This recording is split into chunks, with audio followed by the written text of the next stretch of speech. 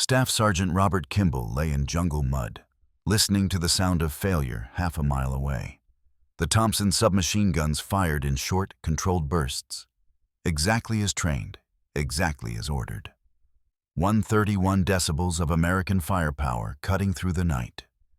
He counted the shots in his head, calculating acoustic distance, measuring how far that sound carried through humid jungle air. 30 seconds of Thompson fire. Then Japanese rifle shots, sharp and scattered. Then screaming. Then silence. Kimball knew what that silence meant. He'd heard it before 30 days ago, during the first failed rescue attempt. The silence meant prisoners executed before Rangers could reach the barracks. The silence meant guards who'd heard the fighting had done exactly what intelligence predicted they'd do. Gone straight to the POWs and started killing. The silence meant another mission had failed, not because of tactics or courage, but because of acoustics, because sound travels, because Thompsons are loud, because nobody had figured out how to make them quiet. He pressed his face into the mud and thought about Ford mufflers. This was the second failed rescue in 30 days. Kimball wasn't on this mission. His platoon had rotated to rear security, but he listened to every second of it. He couldn't help himself. He'd spent 8 months in the Philippines jungle, watching the same tactical pattern repeat. Approach at night, engage guards with Thompsons, prisoners executed before rescue teams breached the barracks. The math was brutal and consistent. Thompson fire traveled half a mile through jungle night. Japanese guards positioned around prison camps heard that fire, understood what it meant, and went immediately to kill prisoners before Americans could save them. The first failed attempt had been August 14, 1944.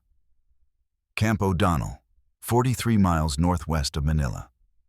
120 Rangers, same formation they'd use tonight. Same weapons, same tactics, same hope that somehow this time would be different. Kimball had been on that mission, assigned to perimeter security. He'd heard the initial engagement, Thompsons opening up on guard towers, that distinctive roar everyone within 5 square miles could identify. He'd counted seconds, 15 seconds before Japanese guards at the barracks started shooting. Not shooting at Rangers, shooting prisoners. 19 seconds before Rangers reached the barracks entrance. By then, 23 prisoners were dead, executed in the time it took for sound to travel and men to react. 14 Rangers died that night too. Not from tactical failure. They'd executed the approach perfectly.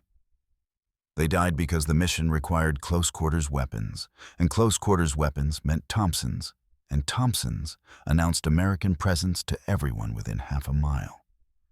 Guards in distant positions heard the fighting and converged. A Japanese garrison 3 miles away heard the gunfire and dispatched reinforcements. The Rangers had fought their way out, carrying what prisoners they could save, leaving 23 bodies behind. September 15th, 29 days later, they'd tried again. Different camp, different approach route, same fundamental problem. 9 Rangers died in that attempt. 31 prisoners executed before rescue teams could reach them. Kimball hadn't been on that mission either, but he'd heard the after-action brief. The pattern was identical. Thompson fire, immediate prisoner executions, reinforcements converging, withdrawal under fire. The timeline was consistent across both attempts. 90 seconds from first Thompson burst to first prisoner execution. 90 seconds they couldn't reduce no matter how fast they moved. Everyone understood the equation. Nobody knew how to solve it. The camp that haunted everyone's planning was Cabanatuan. Located 63 miles north of Manila, it held 513 American prisoners. These weren't fresh captures.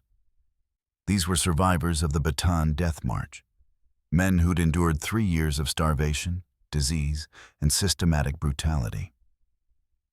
Intelligence officers estimated 3 prisoners died every day from malnutrition, dysentery, malaria, and beatings.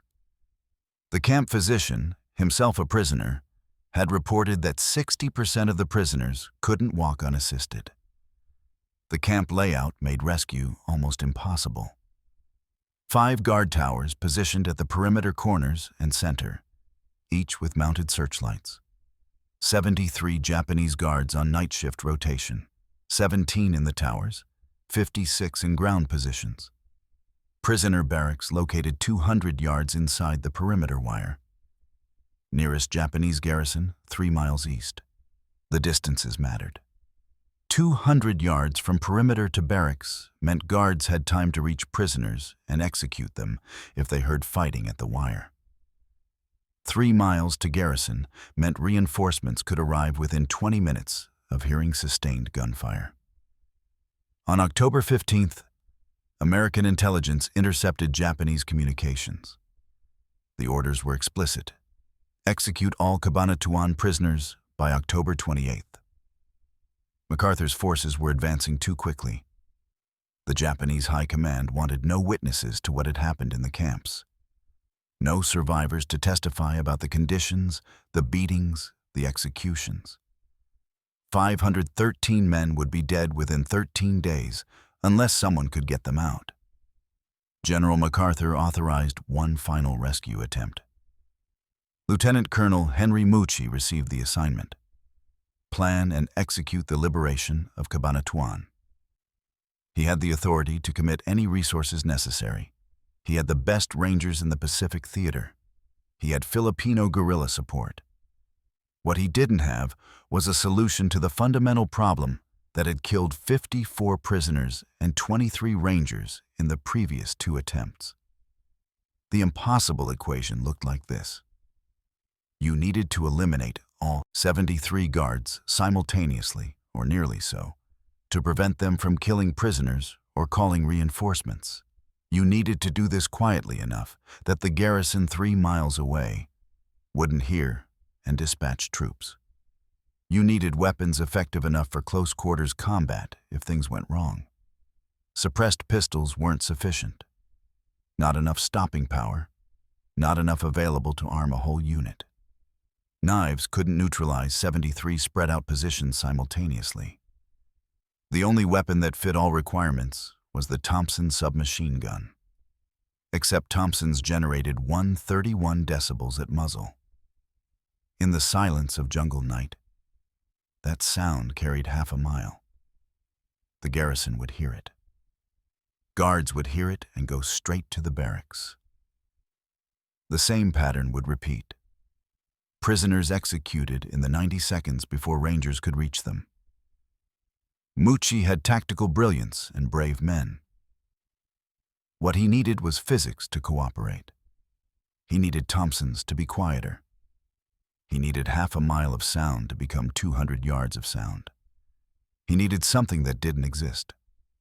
Staff Sergeant Robert Kimball, 29 years old, had spent 3 years before the war making engines quiet. His specialty at Ford Motor Company in Detroit was acoustic engineering for the Lincoln luxury line. Rich customers didn't want to hear their engines. They wanted smooth power delivered in near silence, the kind of refinement that separated a luxury vehicle from everything else on the road.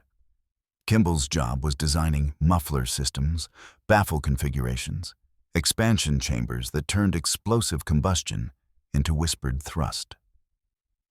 He understood resonance, understood how sound waves propagate through different materials, understood the physics of gas expansion and pressure release.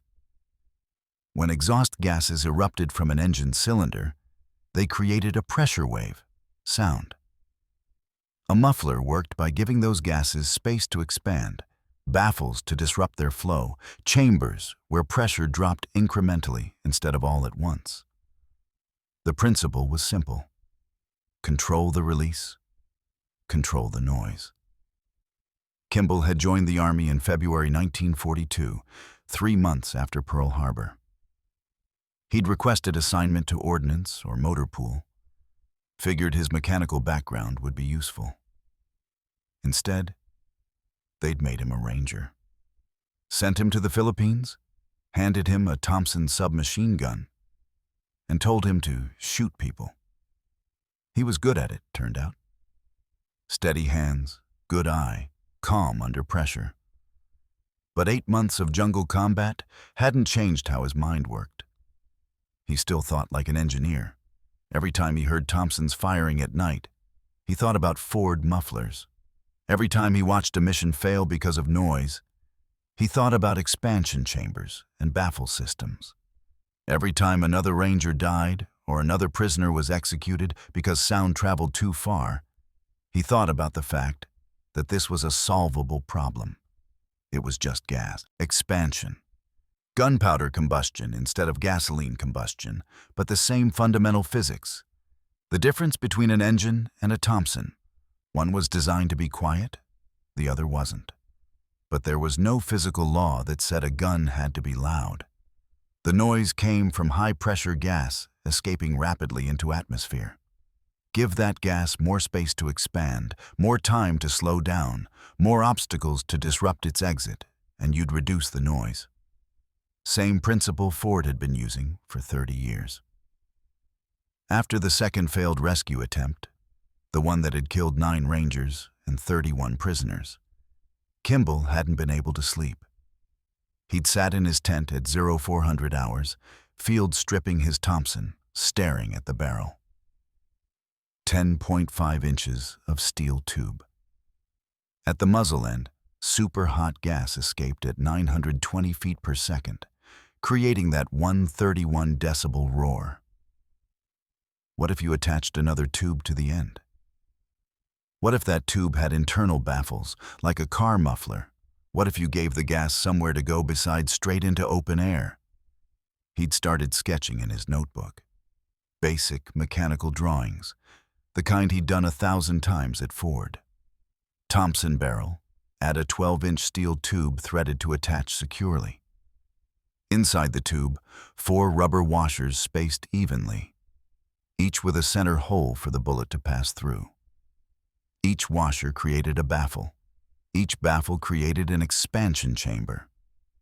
Gas would expand in the first chamber, hit the baffle, slow down, expand in the second chamber, slow down more. Progressive pressure reduction. By the time gas reached the muzzle, it would be moving slower, lower pressure, less noise. He'd done the math in his notebook margin. 131 decibels down to approximately 95 decibels. Still loud, about as loud as a lawnmower. But crucially, not loud enough to carry half a mile. A 36 decibel reduction would cut audible distance to maybe 150 yards. In dense jungle, at night, with guards spread out, maybe workable. Maybe enough to give rangers the 90 seconds they needed to reach prisoners before guards could execute them. The question was whether anyone would listen to a sergeant who'd spent the war thinking about car mufflers while other people died because nobody had figured out how to make guns quieter. He closed his notebook, checked his watch. September 24th, 05:10 hours. In 13 days, 513 prisoners would be executed at Cabanatuan unless someone solved the acoustic problem. He had an idea. He had mechanical knowledge. He had salvaged materials available in camp.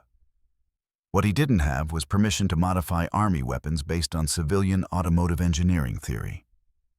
What he didn't have was time to test his theory properly.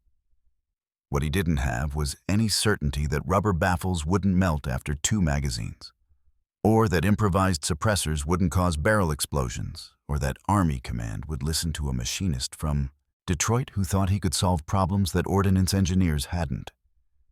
But 513 men were going to die in 13 days. And Kimball understood something everyone else seemed to miss. This wasn't a tactical problem or a courage problem. This was an engineering problem. And engineering problems had solutions. He opened his notebook again and started refining his sketches. Somewhere in this design was the difference between 513 executions and 513 rescued prisoners. He just had to build it, test it, prove it worked, and convince command to bet American lives on a theory about acoustic dampening. He had 13 days.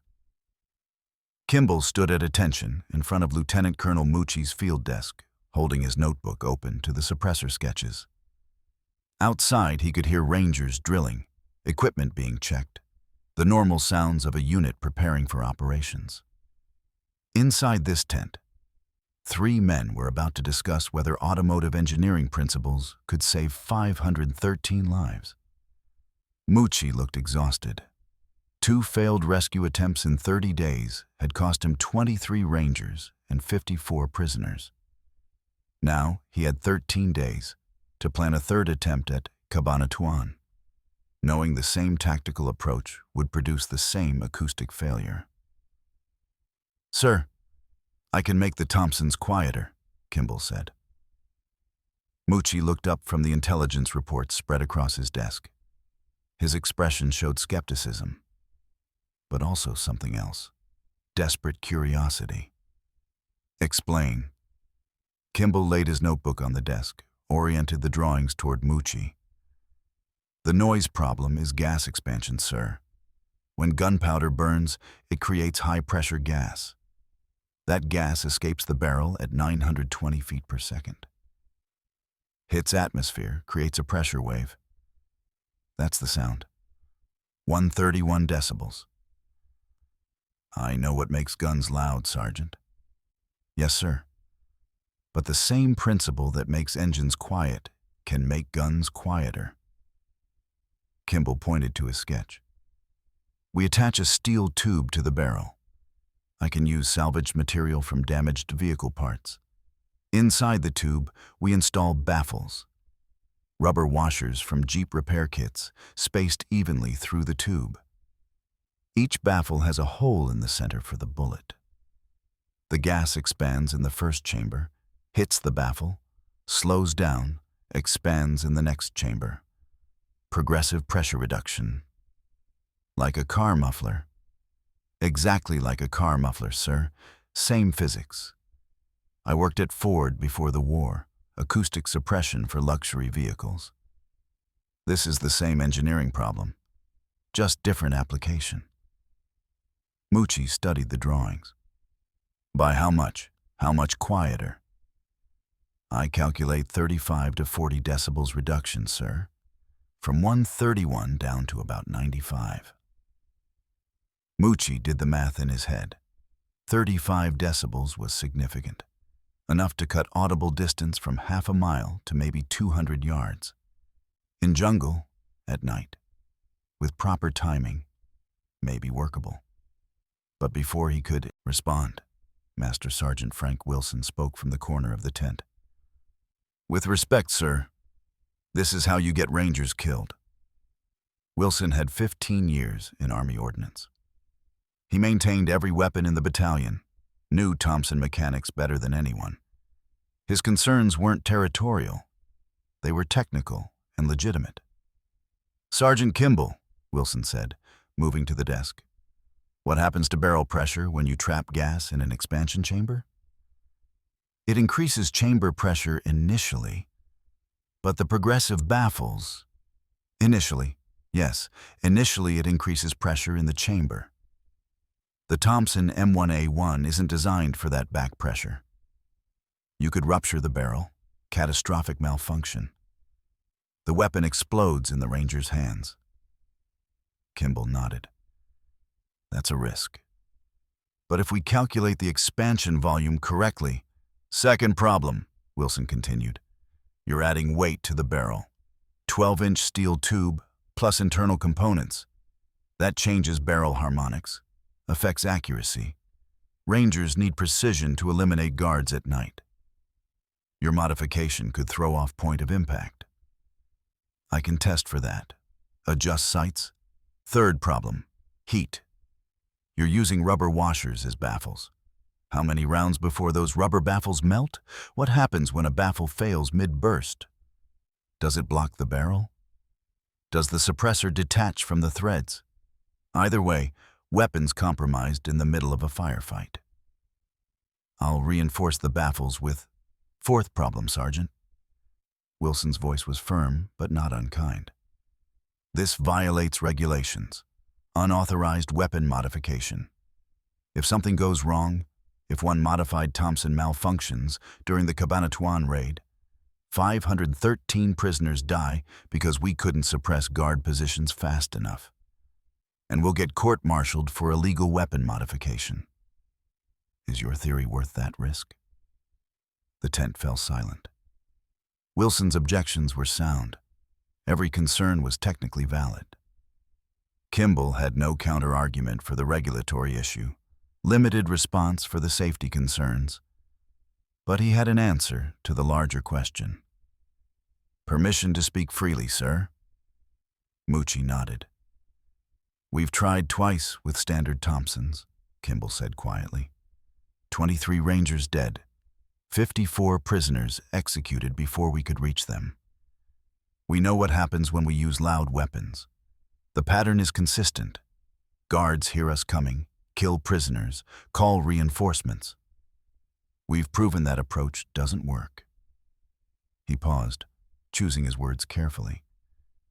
Sir, Japanese orders say 513 prisoners will be executed in 13 days. We don't have time to request official suppressed weapons from ordnance. Even if we could, there aren't 30 suppressed submachine guns in the entire Pacific Theater. So what's the alternative? Try again with loud Thompsons and hope for a different result? The emotional intensity broke through his careful tone. I spent 3 years at Ford making engines quieter so rich people could drive in comfort. Maybe I can make these guns quieter to save Americans' lives. Maybe it won't work. Maybe Master Sergeant Wilson is right about every technical risk. But we know for certain what happens if we don't try something different. Moochie looked at Wilson. Frank? Wilson stared at the drawings for a long moment. If we're going to do this, he finally said, we need to test them. We need to verify they actually reduce sound, verify they don't malfunction, verify accuracy is acceptable. Test means firing modified weapons, Moochie said. Japanese will hear it. Compromises operational security. We test during daytime Japanese patrol activity, Wilson suggested. Tomorrow, 11:30 hours, there's a supply convoy scheduled to pass 2 miles south. Trucks, soldiers, noise. We could fire test shots during that activity. Sound gets masked. Moochie considered this. The risks were clear. Modified weapons might fail, might injure Rangers, might not reduce sound as promised. But the alternative was attempting Cabanatuan with the same weapons that had failed twice before. Request denied, Sergeant Kimball, Moochie said formally. Too risky, unproven technology. Kimball's face remained neutral, but something died behind his eyes. Dismissed, Moochie added. Kimball collected his notebook and left the tent. After he was gone, Moochie looked at Wilson. The two men had served together for 3 years. They didn't need words for this conversation. If someone were to modify, say, 5 Thompson barrels as a theoretical exercise, Moochie said slowly, and if someone were to conduct acoustic tests during tomorrow's convoy activity, I wouldn't specifically have knowledge of theoretical research conducted by individual sergeants, Wilson replied. And if those theoretical tests showed promising results, perhaps I would need to be informed. For command decision purposes. Exactly. Moochie called toward the tent entrance. Sergeant Kimball? Kimball returned, confused. You're assigned to weapon maintenance detail for 72 hours, Moochie said. What you do at that time is your professional discretion. Master Sergeant Wilson will provide access to necessary materials and tools.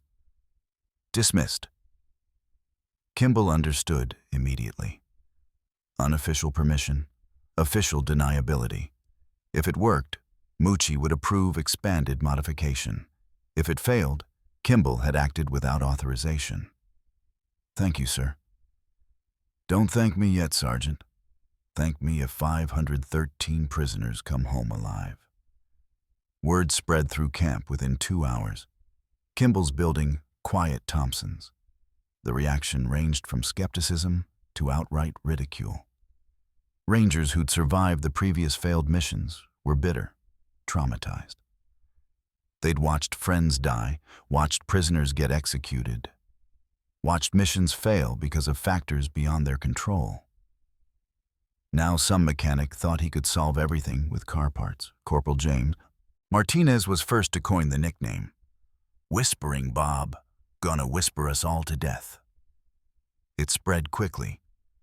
By evening, every ranger in camp knew about Whispering Bob and his science experiment. Sergeant First Class David Chen, normally professional, couldn't hide his frustration. "Ford mechanic thinks he knows better than Army ordnance engineers. Maybe next he'll redesign our rifles. Maybe build us a flying Jeep." The jokes got darker. Command's so desperate they're listening to Detroit assembly line workers. "Genius machinist gonna get us court-martialed before the Japanese kill us. Rather trust my Thompson than some theory about sound waves." Kimball heard all of it. He worked in a tent at the edge of camp, door open, voices carrying. He didn't respond, didn't defend himself, just kept measuring, cutting, threading steel pipes salvaged from damaged water pump housings. But a few rangers watched him work. Corporal William Foster started bringing materials, rubber washers from the motor pool, oil filters from damaged vehicles, steel wool from maintenance supplies. He didn't say much, just left things on Kimball's workbench and walked away. On the second night, Foster finally spoke. "I don't know if this'll work, Sergeant, but you're the only one trying something different. Everyone else is just accepting that rescue missions fail. You're actually trying to solve the problem." Kimball looked up from threading a barrel attachment. "Might not be solvable." "Might not," Foster agreed. "But at least you're trying." By October 20th, Kimball had 72 hours to build 5 prototypes, test them during convoy activity, prove they worked, and, if successful, build 25 more before the Cabanatuan mission launched. 513 lives, depending on whether a Detroit machinist understood acoustics better than Army engineers. The pressure should have been crushing.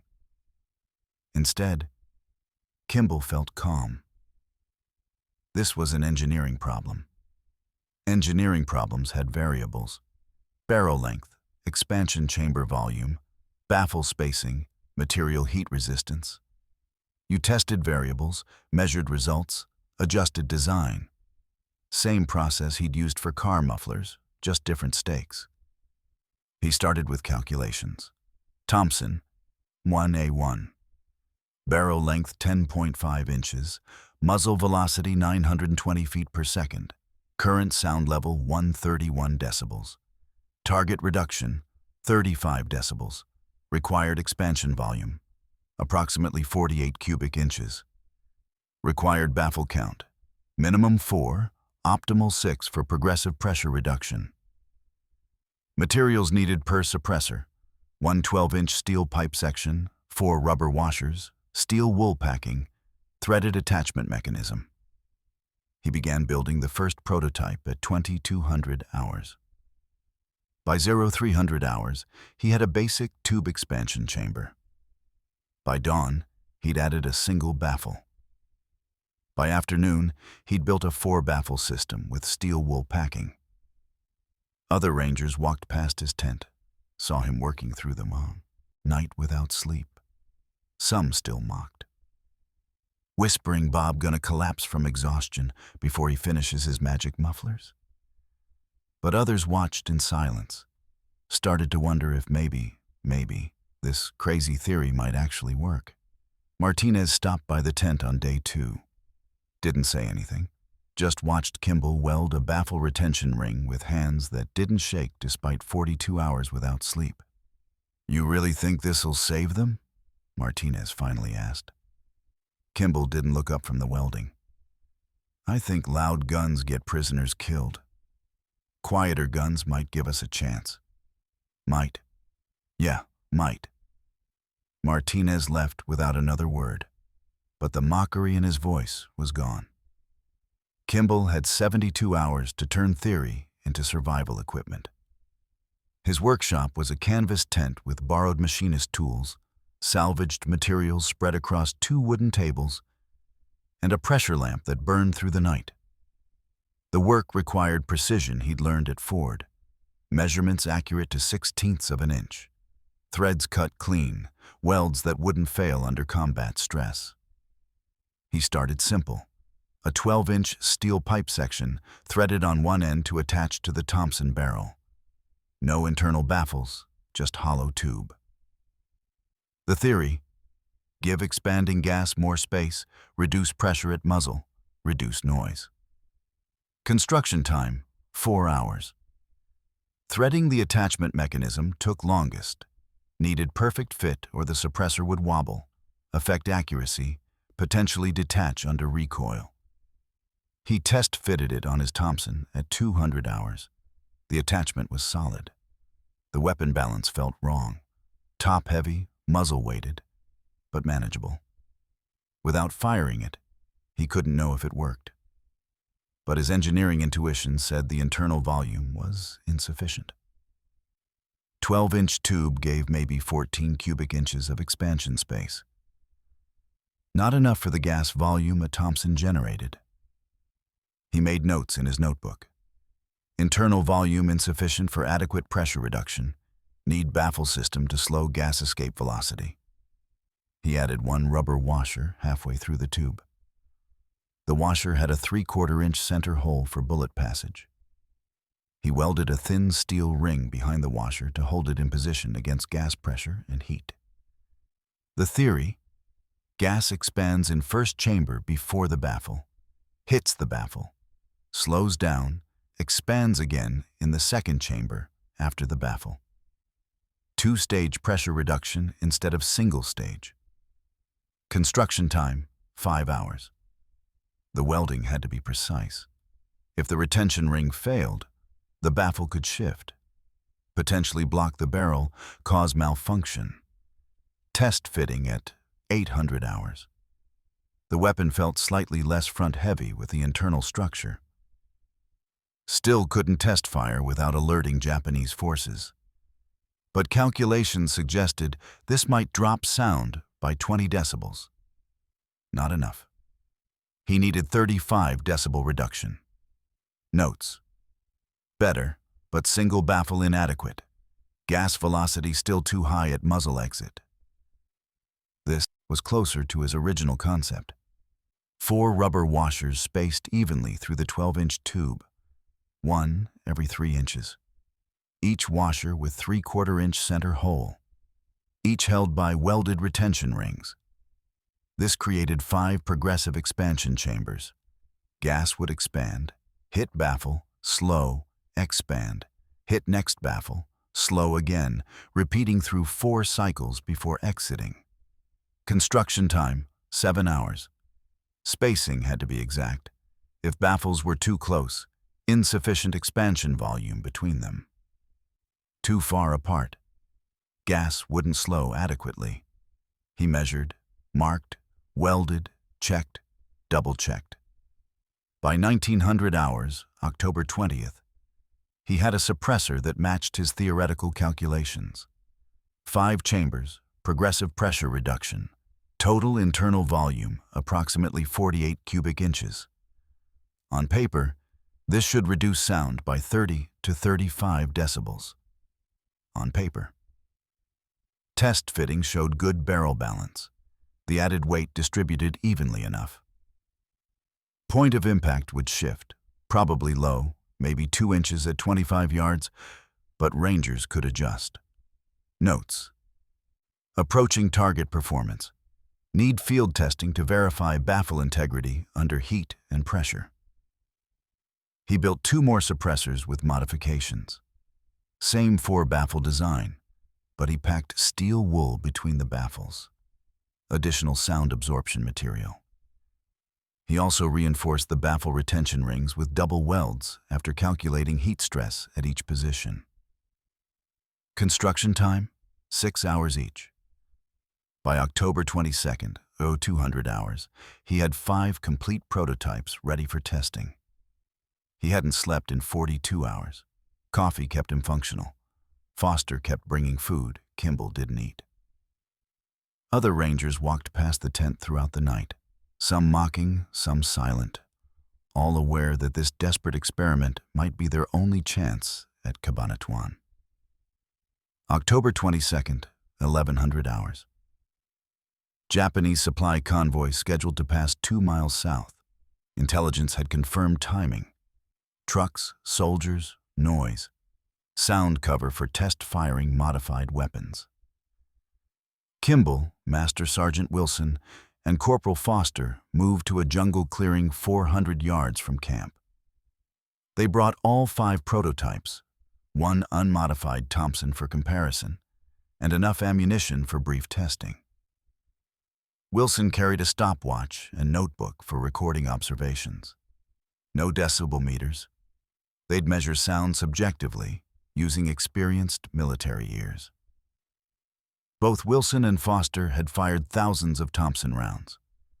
They knew what 131 decibels sounded like. At 1127 hours, they heard the convoy. Diesel engines, metal clanking, Japanese voices. Enough ambient noise to mask gunfire if anyone was listening from distance. Prototype 1, Kimball said, attaching the basic tube suppressor.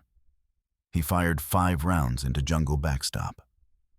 The sound, loud, sharp, slightly muffled. Better than unmodified, but not dramatically different. Wilson's assessment. Maybe 10 decibel reduction, insufficient. Prototype 2, single baffle.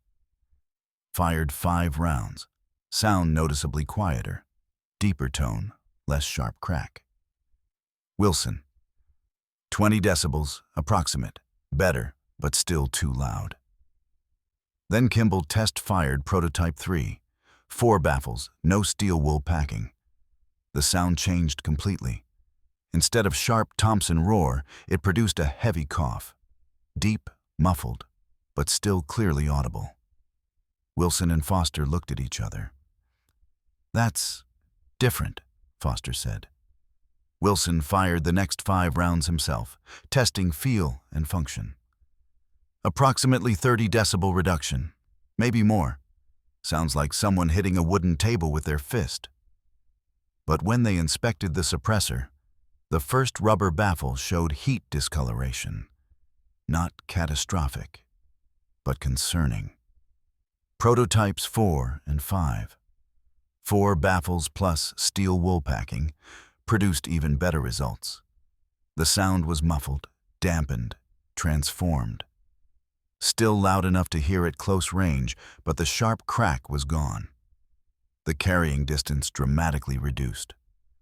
Wilson fired 30 rounds through Prototype 5 in sustained burst, simulating combat conditions. The suppressor heated up, barrel temperature climbed, but baffles held integrity. No malfunction, no accuracy degradation beyond predicted 2-inch low at 25 yards.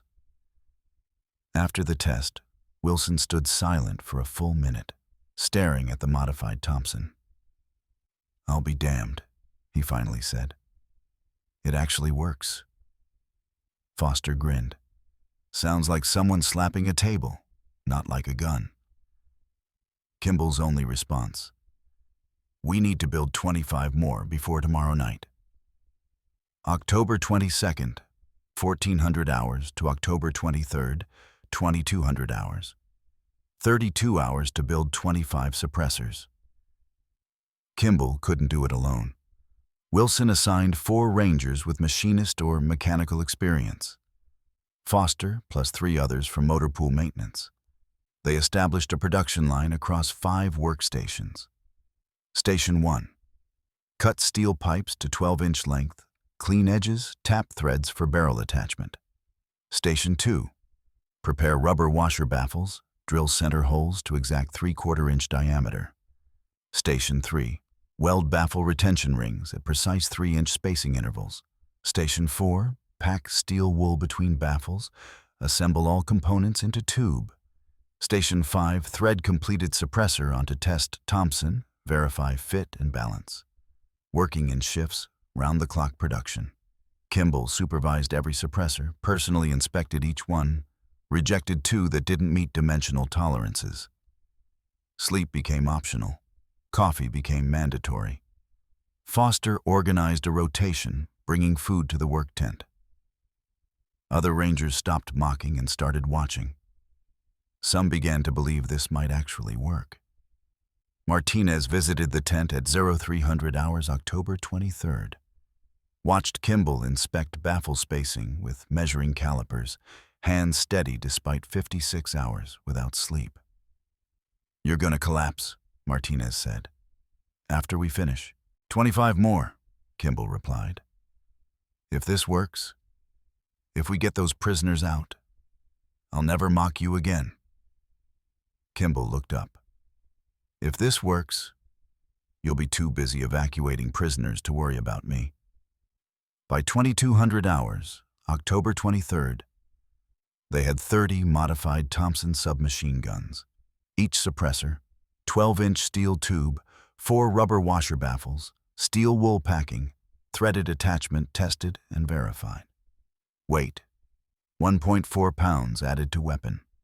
Sound reduction, 35 to 40 decibels. Tested and proven. Mucci inspected the weapons personally. Wilson briefed him on test results: reliable function, acceptable accuracy shift, dramatic sound reduction. The decision point: issue these to Rangers for tonight's mission, or use standard Thompsons and hope for different outcome than the previous 2 failed attempts. "Sergeant Kimball," Mucci said, "stake your career on this. Will these work?" "Sir, they'll work for sound reduction," Kimball answered carefully. "Whether that saves the prisoners depends on execution." Honest answer. No false confidence, no guarantees. Mucci made the call. "Issue modified weapons to designated shooters. Brief them on sight adjustment and handling." 2300 hours, mission briefing tent. 120 Rangers assembled. 30 assigned modified Thompsons. 90 with standard weapons as backup. Mission timeline, 0200 hours. Approach Cabanatuan, 0300 hours. Establish positions, 0330 hours.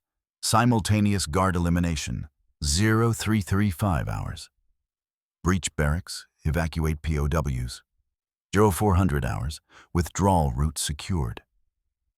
Rangers with modified Thompsons received special briefing. Aim 2 inches high at 25 yards to compensate for point of impact shift. Suppressors will heat significantly. Don't touch during operations. If suppressor fails, weapon will function as standard Thompson. Continue mission. Do not attempt to remove suppressor in field. Nobody mentioned that these weapons were built in 72 hours by a mechanic using salvaged parts. Nobody mentioned this was experimental equipment, never combat tested. Nobody mentioned they were betting 513 lives on whether automotive muffler theory applied to firearms. Mucci's final words: "These weapons give us an advantage. Use them well." The Rangers with modified Thompsons checked their equipment one final time. Some showed confidence. Others showed skepticism. All showed determination. Martinez found Kimball outside the briefing tent. "If this works," whispering Bob, "drinks are on me forever." "If this works," Kimball said quietly, 513 men get to go home. At midnight, Rangers began movement toward Cabanatuan. Kimball watched them disappear into jungle darkness, 30 modified Thompsons among them. He wasn't assigned to the assault team. His role had been building the tools, not using them. Now all he could do was wait and listen for sounds that carried through the night. 120 rangers moved through jungle darkness and silence. 250 Filipino guerrillas spread through parallel routes, providing flank security and evacuation support. The formation stretched across 200 yards of jungle, each man separated by 10 feet, maintaining visual contact through night-adapted vision. 30 rangers carried modified Thompson submachine guns. The suppressors added 1.4 pounds to each weapon, noticeable but manageable. Some rangers had wrapped the steel tubes with cloth strips to prevent moonlight reflection. Others had simply accepted the additional weight and focused on movement. Lieutenant Robert Prince commanded the assault element. He carried a modified Thompson himself, had test-fired it twice during afternoon rehearsals. The sound still surprised him. Deep, muffled. Nothing like the characteristic Thompson roar he'd trained with for 3 years. Whether it would be quiet enough remained the critical unknown. Staff Sergeant Robert Kimball watched from the forward observation post, 3 miles behind the assault force. He'd requested permission to accompany the raid. Mucci had denied it. "You built the tools, Sergeant. Let others use them. If this fails, the Army will need someone who understands what went wrong." So Kimball waited with Mucci, radio operator, and 3 forward observers. Radio silence until mission complete. No updates, no communications, just waiting. Listening for sounds that might carry through jungle night. At 0200 hours, the assault force was 2 miles from Cabanatuan. Rangers moved slower now, every step measured. Japanese patrols operated in this area. Encounter before reaching the objective would compromise everything. At 0245 hours, lead scouts signaled halt. Japanese patrol detected 50 yards ahead, moving perpendicular to American route. Rangers went to ground, motionless, waiting. The patrol passed without noticing 120 men concealed in jungle darkness. After 15 minutes, movement resumed. At 0300 hours, Rangers reached final positions. Cabanatuan appeared through jungle foliage, dim electric lights around guard towers, kerosene lamps near barracks, moonlight reflecting off barbed wire perimeter. The camp layout matched intelligence photographs exactly. 5 guard towers at perimeter positions. Each tower held 3 Japanese soldiers, one with searchlight, one with mounted machine gun, one with rifle. 15 guards in elevated positions. Ground patrols, 2-man teams, 4 patrols active, moving in overlapping patterns around the perimeter. 8 more guards. Static positions, gates, barracks entrances, administrative buildings. 50 guards distributed across fixed posts. Total, 73 Japanese soldiers between the Rangers and 513 American prisoners sleeping in barracks 200 yards inside the perimeter. Prince deployed his forces. Modified Thompson teams assigned to towers. Elevation required precision. Suppressors would prevent alarming other positions. Standard, Thompsons held in reserve for contingencies. Each Ranger knew his target. Each had studied photographs, memorized positions, rehearsed timing. The plan required simultaneous engagement. If even 5 guards survived initial contact, they could reach barracks, execute prisoners, call reinforcements. At 0320 hours, everyone was in position.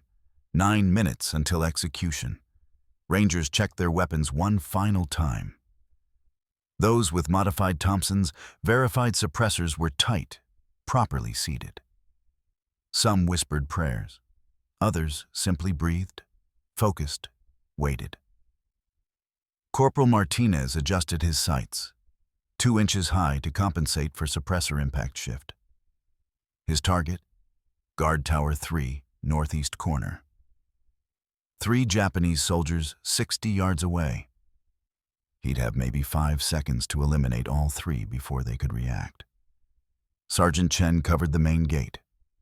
2 guards visible, maybe more inside the guardhouse. Modified Thompson set to burst mode. First target selected. Backup target identified. Corporal Foster positioned to cover the southern barracks approach. His job? Eliminate roving patrol before they could reach prisoners. 4-second window from first shot to patrol elimination. At 03:29 hours, Prince checked his watch. Synchronized timing critical. 30 seconds. Rangers settled into firing positions. Breathing slowed. Fingers indexed along trigger guards. Safety selectors moved to fire. 20 seconds. Martinez could see his targets clearly. Guard in tower shifting position, lighting cigarette. The flame would ruin his night vision. Tactical advantage. 10 seconds. This was the moment everything depended on. 3 years of imprisonment, 2 failed rescue attempts, 23 ranger deaths, 54 prisoner executions, all leading to this moment. Whether Kimball's 72-hour construction project would give them the acoustic advantage they needed. 5 seconds. Chen thought about the previous missions, the sound of Thompson's announcing American presence. Guards running toward barracks, prisoners screaming. This time had to be different. 03:30 hours. 30 modified Thompsons opened fire simultaneously. The sound, muffled hammering, like heavy doors slamming in rapid succession. Deep, dampened. Nothing like the characteristic Thompson roar that carried half a mile through jungle night. Martinez's burst caught all 3 tower guards before they could react. The cigarette lighter dropped his light, collapsed. The other 2 fell within 2 seconds. Chen's targets at the gate. First guard dropped immediately. Second turned toward the sound, confused, not immediately recognizing it as gunfire, and took 3 rounds center mass.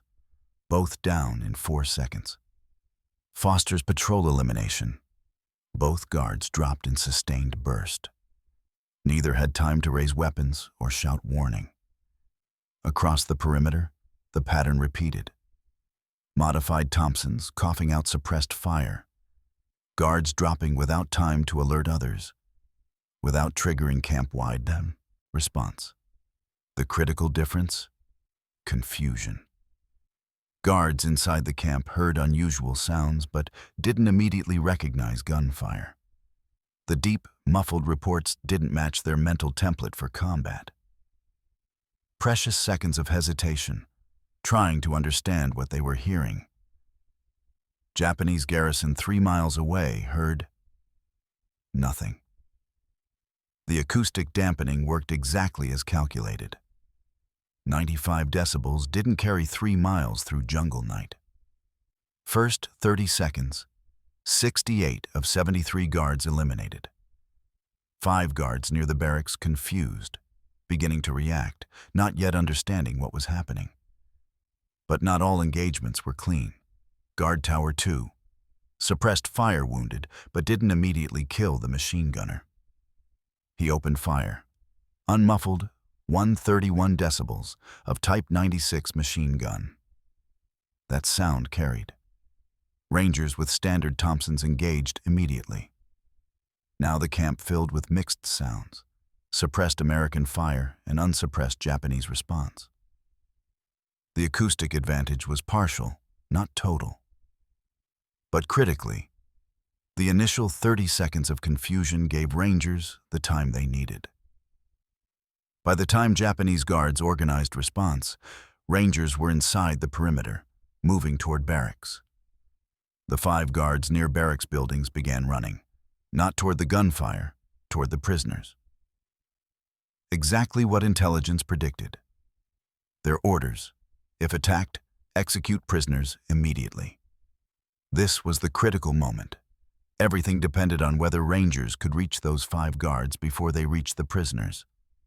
Sergeant First Class David Chen sprinted across open ground, modified Thompson up, acquiring targets. 400 yards to cover, 5 guards running toward barracks.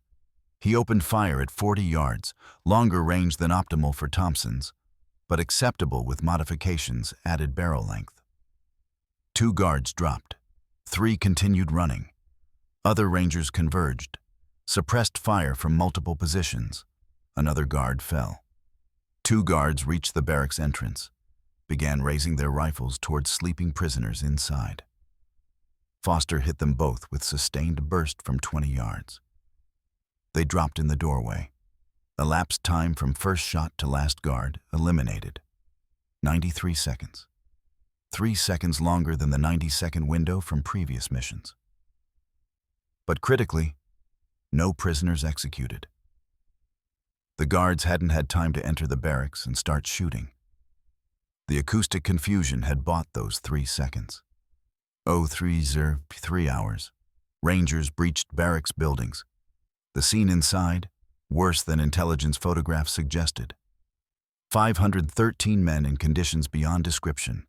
Average weight, 90 pounds, down from 160 pre-war. Skeletonish limbs, distended bellies from malnutrition, open sores, disease. Most couldn't stand without assistance. Many prisoners didn't believe rescue was real. 3 years of captivity, systematic torture, false hopes crushed repeatedly. They thought this was another Japanese psychological operation. Some thought they were hallucinating. Captain James Fisher, senior prisoner, was first to understand. Americans. Real Americans. Oh God, you're real. Rangers began immediate evacuation protocol. Every Ranger assisted multiple POWs, some carrying men who couldn't walk, some supporting those who could barely stand. Filipino guerrillas brought improvised stretchers, blankets, whatever could help move 1,413 barely living men through 6 miles of jungle. The chaos was controlled but desperate. Some prisoners wept. Others remained silent, traumatized beyond response. All moved as quickly as their broken bodies allowed. Outside, perimeter security reported, Japanese garrison alerted but hadn't yet dispatched reinforcements. The garrison had heard sustained fire eventually, impossible to suppress entirely. But the delay had been critical. Instead of responding within 5 minutes, like in previous operations, they'd spent 15 minutes trying to understand what was happening. Whether this was coordinated attack or isolated incident. Those 15 minutes were everything. But now Japanese reinforcements were coming. Rangers had maybe 30 minutes before enemy forces arrived in strength. At 03:52 hours, last POWs cleared from barracks. The evacuation count, 513 rescued, 0 executions, 0 killed during rescue. Compared to previous attempts, 23 combined prisoners executed before Rangers could reach them. The modified Thompsons had given Rangers exactly what they needed. 93 seconds of acoustic confusion. 93 seconds where guards didn't immediately recognize sounds as combat. Didn't immediately execute prisoners. Didn't immediately call reinforcements with urgency. 93 seconds was enough. Withdrawal began under fire. Japanese forces from the garrison arrived faster than predicted. Evidently, they dispatched quick reaction force immediately upon hearing sustained gunfire, even while headquarters debated response. Rangers established rearguard positions. Modified Thompsons proved valuable here too. Suppressed fire made it harder for pursuing Japanese to locate American positions in jungle darkness. Standard unsuppressed fire would have created visible muzzle flash and clear audible signature. Suppressors reduced both. Several brief firefights during withdrawal. Corporal Martinez used his modified Thompson through 3 separate engagements. The suppressor remained functional throughout, hot enough to cause burns if touched, but structurally intact, baffles holding. By 4:45 hours, Rangers and POWs were 3 miles from Cabanatuan. Japanese pursuit had fallen back. Dense jungle, darkness, and uncertainty about American force size made them cautious. By 06:30 hours, the formation reached American lines. Final casualty count. American POWs rescued, 513 American POWs killed during rescue. 0 Ranger. Deaths. 0 Ranger. Wounded. 2, both non-fatal, modified Thompsons that malfunctioned during operation. 0.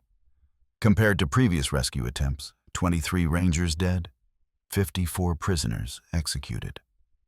The modified weapons had performed flawlessly throughout sustained combat operations. Every suppressor remained functional.